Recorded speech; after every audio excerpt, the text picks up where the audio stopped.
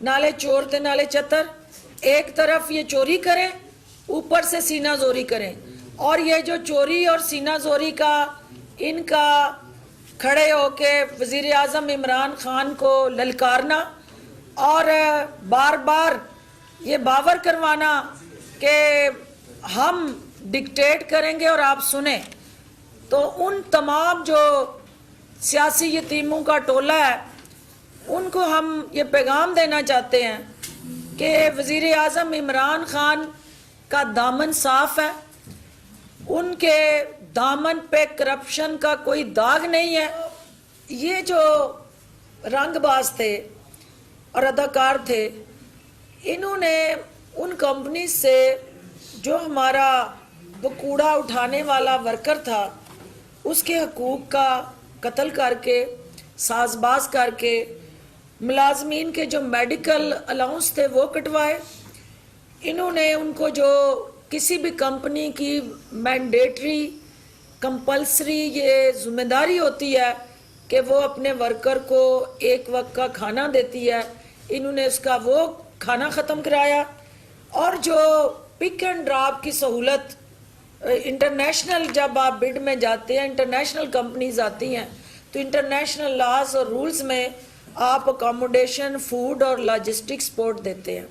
ان سب کو انہوں نے ختم کیا۔ یہ کیسے عوام کے ہمدرد تھے، یہ کیسے عوام کے مگرمچھ کے آنسو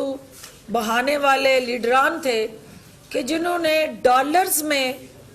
ان بین الاقوامی کمپنیز کے ساتھ معاہدے کیے۔ اور یہ عوام کے جاننے کے لیے اشد ضروری ہے کہ جس وقت یہ مارچ 2010 میں یہ معاہدہ کیا گیا اس وقت ڈالر 60 روپے کا تھا اور الٹیمیٹلی آج 160 روپے کا ہے، اور ایز پر دی کمٹمنٹ کہ آپ نے وہ جو روپے کی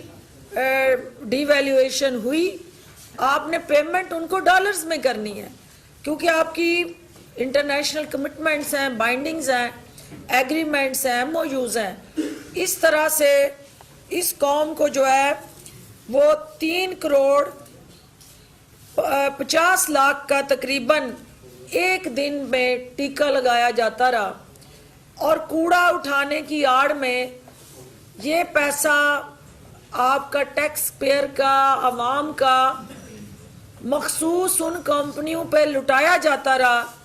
جن کے پس پردہ جو ہے فرنٹ مین وہ کمپنیاں تھیں، اور پیچھے جو ہے وہ ماشاءاللہ ذلِ سبحانی کا خاندان اور جیلی راج کماری کے آباء و اجداد تھے۔ کیونکہ یہ پاکستان کی اس معصوم عوام کے ساتھ زہر آلود جو ڈالرز کے اندر بھرے انجیکشن جو تھے وہ لگ رہے تھے،